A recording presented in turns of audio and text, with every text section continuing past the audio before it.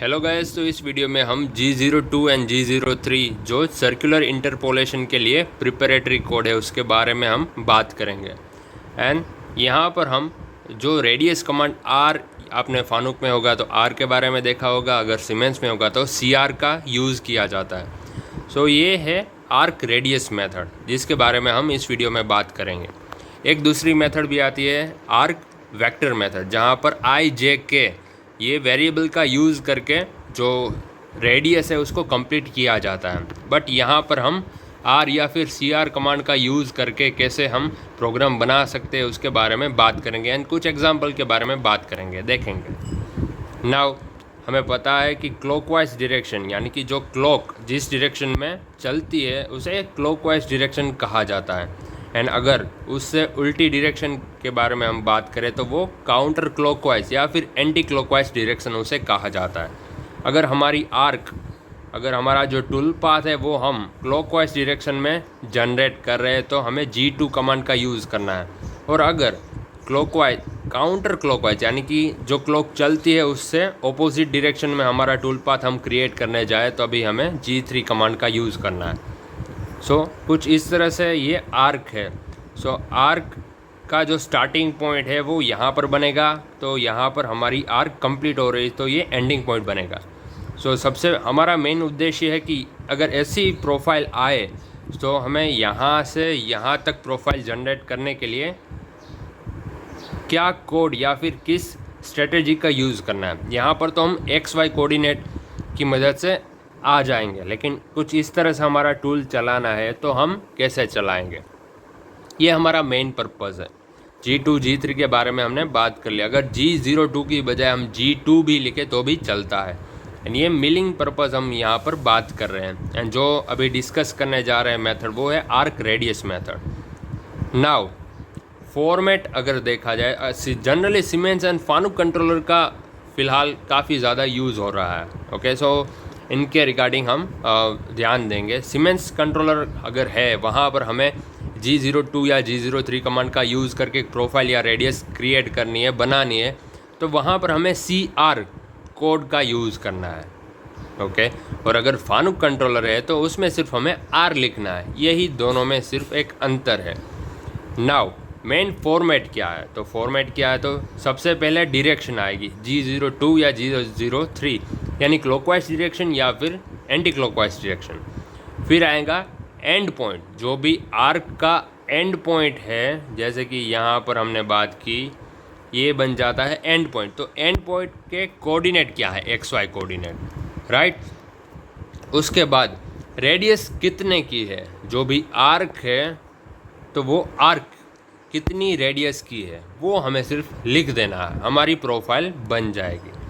तो ये काफ़ी इजी मेथड है अगर इसके कंपेयर में बात की जाए तो, क्योंकि अगर IJK कमांड का यूज़ करके अगर हमें प्रोग्राम लाइन लिखनी है तो यहाँ पर हमें जो स्टार्टिंग पॉइंट है उससे ये सेंटर का डिस्टेंस कितना है वो हमें IJ या फिर K के फॉर्म में लिखना पड़ता है, विथ डायरेक्शन या प्लस या माइनस वैल्यू। इसके रिगार्डिंग भी एक वीडियो ऑलरेडी मैंने बना दिया है। तो अगर कभी कभार ऐसा होगा कि रेडियस की वैल्यू नहीं दी गई है, हमें अगर हमारे पास ये कोऑर्डिनेट अवेलेबल हो या फिर हमें पता चल जाए किसी भी तरह से कि ये जो स्टार्टिंग पॉइंट है उससे सेंटर का डिस्टेंस क्या है, तो वो हम इजीली IJK की मदद से ये कंप्लीट कर सकते हैं।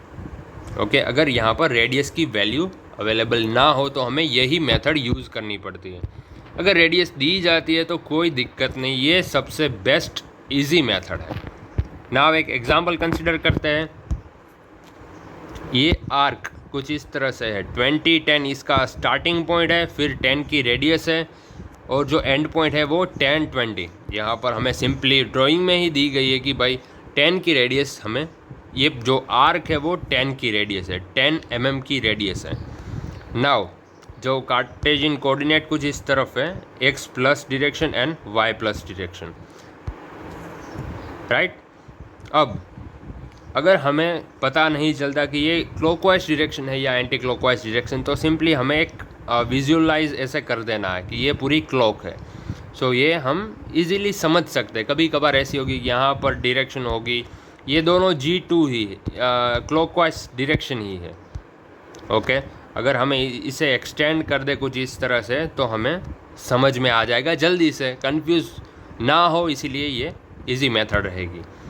नाउ यहाँ 10 की रेडियस आ चुकी है। फिर अगर हमें सीमेंस कंट्रोलर के लिए प्रोग्राम बनाना है तो सबसे पहला क्या है कि हमें डायरेक्शन, कौन सी डायरेक्शन है।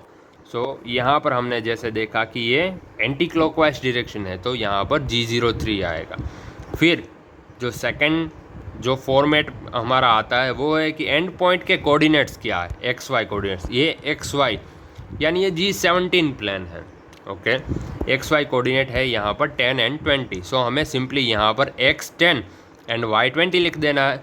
फिर अब कितने की रेडियस है, जो हमारा फॉर्मेट है वहाँ पर क्या है कि CR, सीमेंस कंट्रोलर के लिए हमें लिखना है CR। और एक बात याद रखनी है, सीमेंस में हमें CR इक्वल्स टू लिखना है। So CR equals to 10, equals to नहीं भूलना है, राइट।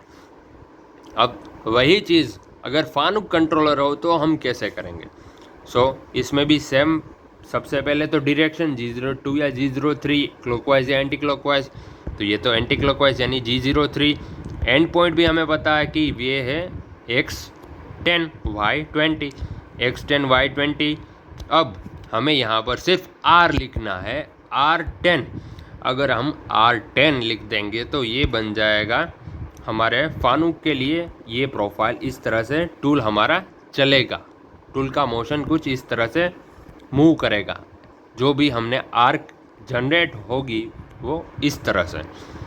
नाउ फानुक कंट्रोलर में कुछ कई कंट्रोलर्स में ऐसा आता है कि हमें सारी चीज़ों, जैसे कि हमने x10 लिखा है तो x10 में एरर आ सकती है, x10.0 लिखना है, y20.0 लिखना है, r10.0 लिखना है। सो ये कुछ अगर आप जो मशीन यूज़ कर रहे हैं अगर उसमें पॉइंट के बाद 0 लिखना पड़ता है तो हमें यहाँ पर r10.0 लिखना भूलना नहीं है।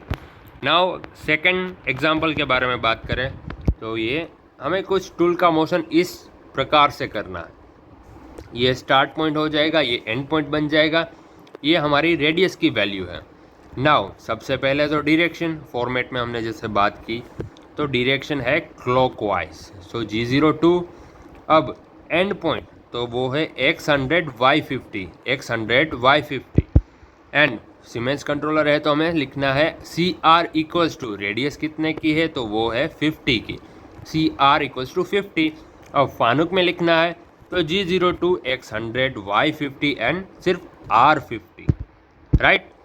अब तीसरा एग्जांपल, यहाँ पर ये स्टार्टिंग पॉइंट है, टूल का मोशन हमें इस तरह से करना है। ये हमारा एंड पॉइंट है, एंड पॉइंट है -100 -125। अब सबसे पहले डायरेक्शन ये बन जाएगी एंटी क्लॉकवाइज यानी G03। फिर एंड पॉइंट क्या है तो एंड पॉइंट है x -100 y -125, तो हमने ये लिख दिया।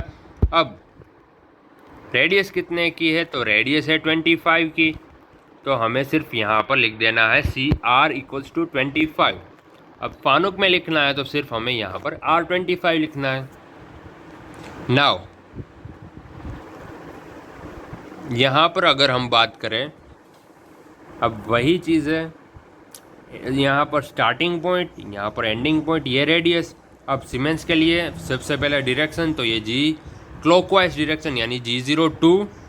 फिर एंड पॉइंट के coordinate x70 y40, x70 y40। अब रेडियस कितने की है वो है 30 की, CR इक्वल्स टू 30। अब फानुक के लिए सेम चीज़ है बट CR इक्वल्स टू की बजाय R लिखना है, R30।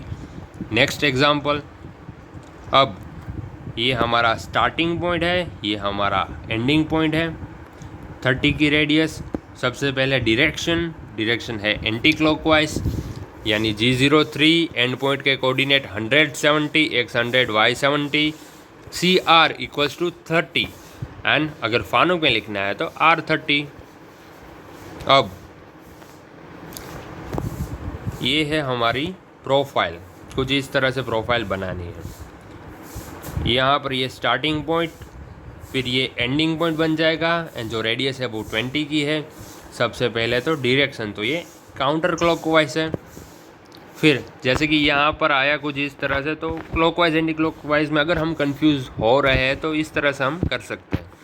नाउ सीमेंस में G03, क्योंकि ये काउंटर क्लॉकवाइज डायरेक्शन है, एंड पॉइंट के कोऑर्डिनेट है 60 एंड 20, तो x 60 y 20। अब रेडियस कितने की है तो CR इक्वल्स टू 20। अगर फानुक में लिखना है तो G3 x 60 y 20 and R 20। अब कुछ इस तरह से ये हाफ सर्कल हमारे पास अवेलेबल है। स्टार्टिंग पॉइंट है 0 20, एंड पॉइंट है 0 - 20 एंड जो रेडियस है वो 20 की है। अब सबसे पहले डायरेक्शन तो ये है काउंटर क्लॉकवाइज, या एंड पॉइंट x0 y - 20 क्योंकि यहाँ पर अवेलेबल है, एंड जो CR इक्वल्स टू 20 आ जाएगा। फिर उसी तरह से फानुक में R 20। तो इस तरह से ये पूरे एग्जाम्पल्स हैं कि हम किस तरह से जो R या फिर CR कमांड की मदद से एक रेडियस टाइप की प्रोफाइल क्रिएट कर सकते हैं, जनरेट कर सकते हैं। एंड ये काफ़ी इजी मेथड है। तो ये IJK की बजाय ये मेथड इजी है, क्योंकि IJK में हमें ये जो डिस्टेंस है वो लिखना पड़ता है, तो वहाँ पर अगर कुछ गलती हो जाए तो प्रोफाइल गलत हो सकती है। And all the best guys.